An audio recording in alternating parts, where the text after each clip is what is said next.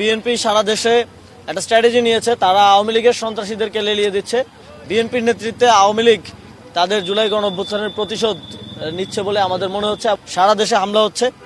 ইতিমধ্যে আমরা যে রিপোর্ট পেয়েছি প্রায় হাজারের কাছাকাছি আমাদের নেতাকর্মী আহত হয়েছে।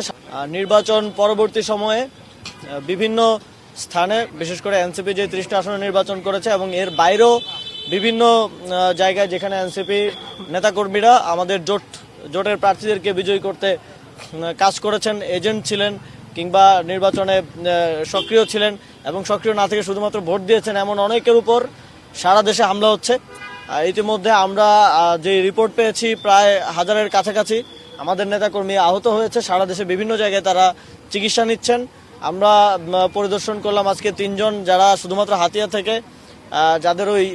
যাদের ওনারা এতটাই আহত হয়েছেন যে সেখানে পর্যাপ্ত চিকিৎসা না থাকে এখানে ওনাদেরকে আনতে হয়েছে। এবং একজনের থেকে আমরা বর্ণনা শুনলাম যে সেখানে যারা আওয়ামী লীগ, আপনারা জানেন, হাতিয়াতে সংবাদ সম্মেলন করে আওয়ামী লীগের একটা গোষ্ঠীকে বিএনপিতে নেওয়া হয়েছে এবং আওয়ামী লীগের এই সন্ত্রাসীদেরকে, ফ্যাসিবাদী সন্ত্রাসীদেরকে লেলিয়ে দেওয়া হচ্ছে জাতীয় নাগরিক পার্টি এবং বিরোধী দলমত দমন পীড়ন করার জন্য।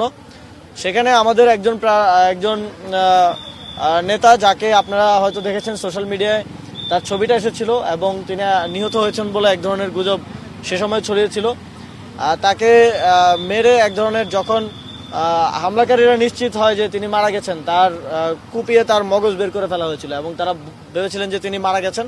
নিরাপদ বিনিয়োগ পূর্বাঞ্চলের প্রথম 5 তারকা হোটেলে ছুটি হারমোনি।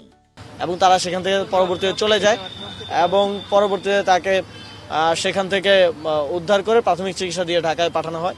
এরকম আরও অনেক মর্মান্তিক ঘটনা সারা দেশে ঘটেছে।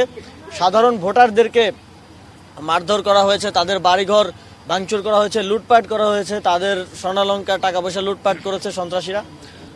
এবং আমরা দেখেছি যে গতকালকে একজন স্বতন্ত্র প্রার্থীকে ভোট দেওয়ার কারণে, শুধুমাত্র ভোট দেওয়ার কারণে একজনকে হত্যা করা হয়েছে বিএনপি নেতাকর্মী কর্তৃক। তো আমরা সারা দেশে একটা ট্রেন্ড দেখছি যে বিএনপি সারা দেশে একটা স্ট্র্যাটেজি নিয়েছে। তারা আওয়ামী লীগের সন্ত্রাসীদেরকে লেলিয়ে দিচ্ছে। বিএনপির নেতৃত্বে আওয়ামী লীগ তাদের জুলাই গণঅভ্যুত্থানের প্রতিশোধ নিচ্ছে বলে আমাদের মনে হচ্ছে এবং এটা এক ধরনের মৌন সম্মতি উৎপাদন করা হচ্ছে বিএনপির শীর্ষ নেতৃবৃন্দর পক্ষ থেকে।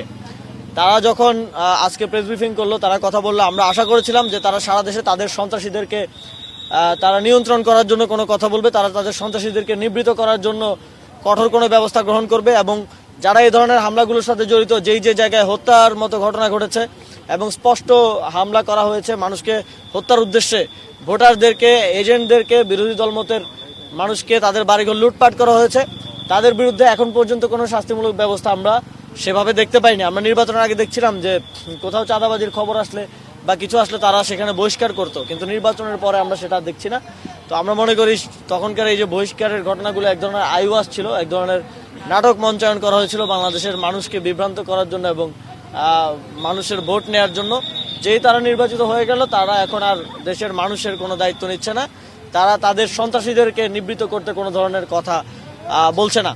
আমরা সারা দেশে 11 দলীয় জোটের যারা নেতাকর্মী আহত হয়েছেন, নাগরিক পার্টির যারা নেতাকর্মী আহত হয়েছেন, তাদের জন্য দেশবাসীর কাছে দোয়া চাইছি। অনেকেই খুবই আশঙ্কাজনক অবস্থায় আছেন এবং আমরা যারা নির্বাচিত হয়েছেন তাদেরকে আহ্বান জানাবো যে আপনারা এই যে যাদেরকে আপনাদের নেতাকর্মীরা আহত করলো, তারাও এই দেশের নাগরিক এবং বাংলাদেশে তো ভোটের শেয়ার কম হলেও কিংবা একটু স্লাইটলি বেশি হলেও বাংলাদেশের বর্তমান সিস্টেম অনুযায়ী আপনারা হয়তো সরকার গঠন করবেন, তবে যেই 40% জনগণ, যেই 46% জনগণ আপনাদেরকে ভোট দেন নাই, তাদেরকে বাদ রেখে বা তাদেরকে দমন পীড়ন করে আপনারা এই দেশ পরিচালনা করতে পারবেন না এবং তাদেরকে সেকেন্ড ক্লাস সিটিজেনের মতো ট্রিট করে আপনারা এই দেশ পরিচালনা করতে পারবেন না। এবং সেক্ষেত্রেও সেটা যদি আপনারা করতে চান, তাহলে আমরা যেই 11 দলীয় জোট এবং আমরা আমাদের সেই জনগণের পাশে দাঁড়াবো এবং তাদের জন্য আওয়াজ তুলব এবং আমাদের আহ্বান থাকবে সরকারের প্রতি। এখন অন্তর্বর্তীকালীন সরকার এখনো দায়িত্বে আছে এবং পরবর্তীতে যেই সরকার আসবে, তারা এই নির্বাচনে যে সন্ত্রাসীদের যে ভায়োলেন্সের মাধ্যমে যারা আহত হয়েছে, যারা মুমূর্ষু অবস্থায় আছে, সকলের নিরাপত্তা তো নিশ্চিত করবেই, পাশাপাশি এই ঘটনাগুলোর সুষ্ঠু বিচার বাস্তবায়ন করা হবে এবং তাদেরকে ক্ষতিপূরণ দেওয়ার দাবি আমরা জানাচ্ছি এবং আমরা এই বিষয়ে বিএনপির পক্ষ থেকে, যেহেতু তারা সরকার গঠন করতে যাচ্ছে, তাদের পক্ষ থেকে সুস্পষ্ট বক্তব্য চাই যে তারা এই যে তাদের দলের নেতাকর্মীরা, সন্ত্রাসীরা যেই কার্যক্রম করলো সারা দেশে, এক ধরনের তাণ্ডব করলো সারা দেশে, তারা তাদের বিরুদ্ধে কি ধরনের ব্যবস্থা গ্রহণ করবে সেটা আমরা দেখতে চাই।